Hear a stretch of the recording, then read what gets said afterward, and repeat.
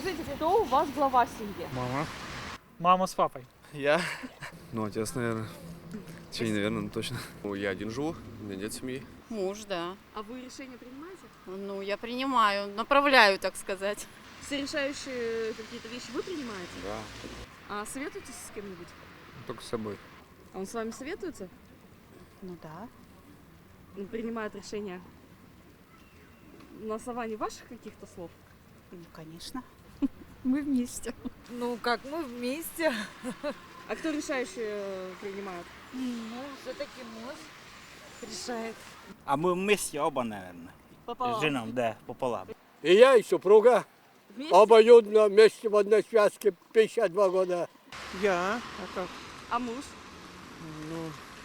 Ну, считаемся с его мнением, конечно. Он человек умный, разумный. Но все равно решение я принимаю.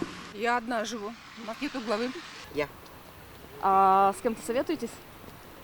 Ни с кем. Ну, скорее всего, жена.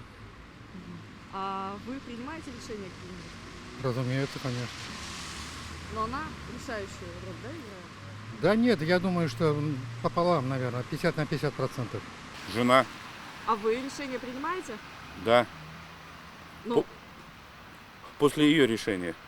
Мама, кто принимает важные решения? мама. Жена у меня, глава семьи.